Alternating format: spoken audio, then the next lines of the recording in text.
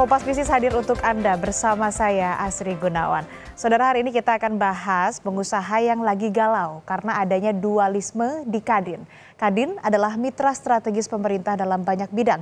Lembaga independen ini ditetapkan dalam Undang-Undang Nomor 1 Tahun 1987 sebagai satu-satunya induk organisasi dunia usaha, baik bidang usaha negara, usaha koperasi, dan usaha swasta.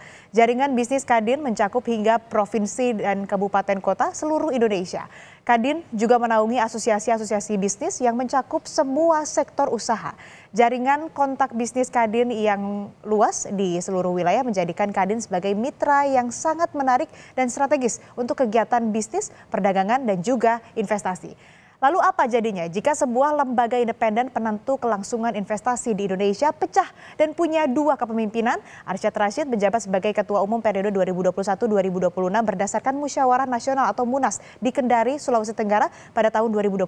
Sedangkan Anindya Bakri ini mengklaim sebagai Ketua Umum versi Musyawarah Luar Biasa atau Munaslup pada 14 September 2024 kemarin. Dualisme ini membuat dunia bisnis bingung, bahkan kecewa. Kita ke kekecewaan pertama terlebih dahulu, saudara.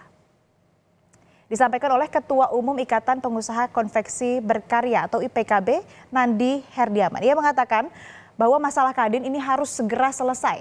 Kami sudah betul-betul kritis, tidak bisa main-main. Kami penopang ekonomi dari sisi hilir. Kalau hilir sudah hancur, tengahnya hancur, mau siapapun elit politik di atas tetap akan ambruk. Nah, sebenarnya saudara, nggak cuma konveksi saja yang sedang butuh perhatian Kadin. Saat ini industri tekstil dan produk tekstil TPT dan alas kaki juga menghadapi tantangan berat. Ingat kan ketika Kompas Bisnis mengulas sektor manufaktur, S&P Global mencatat indeks manajer pembelian atau PMI manufaktur ini anjlok pada Agustus 2024 di bawah level ekspansi yaitu 48,8.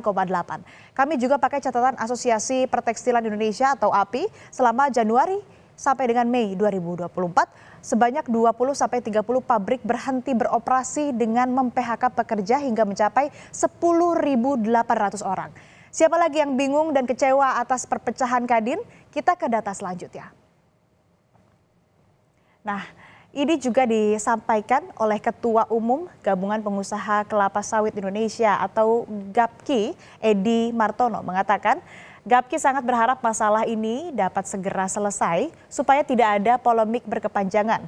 Dunia usaha membutuhkan kenyamanan berusaha, industri sawit juga sedang menghadapi banyak tantangan baik dari dalam maupun dari luar. Industri minyak kelapa sawit tengah didera 3 tantangan besar di sepanjang 2024 bahkan mungkin di tahun selanjutnya.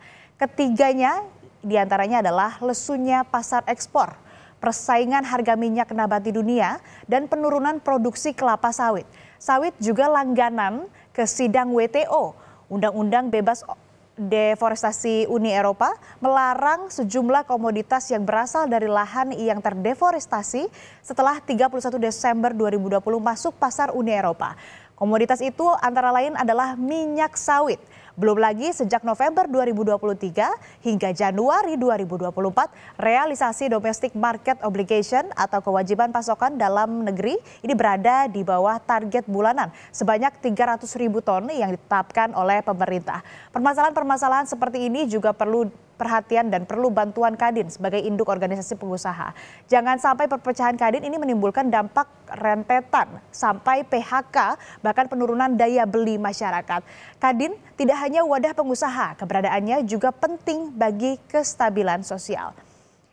Ketua Umum Kadin Arsyad Rashid membantah intervensi di tubuh Kadin melalui penyelenggaraan Munaslup.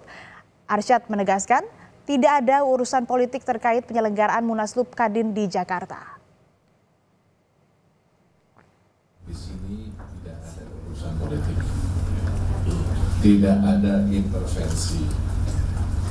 Jadi apa yang terjadi adalah seperti yang sudah kami jelaskan, ada perorangan dan segelintir kelompok yang melakukan Munaslup secara ilegal.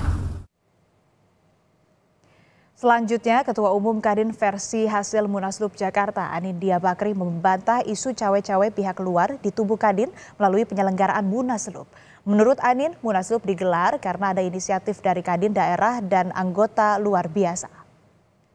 Luar biasa itu dibilang luar biasa karena seperti Munas biasa, cuma kali ini pengusungnya adalah dari daerah dan asosiasi. Isu-isu bahwa ada pengaruh-pengaruh dari tempat lain kayaknya sih berlebihan ya menurut saya ya.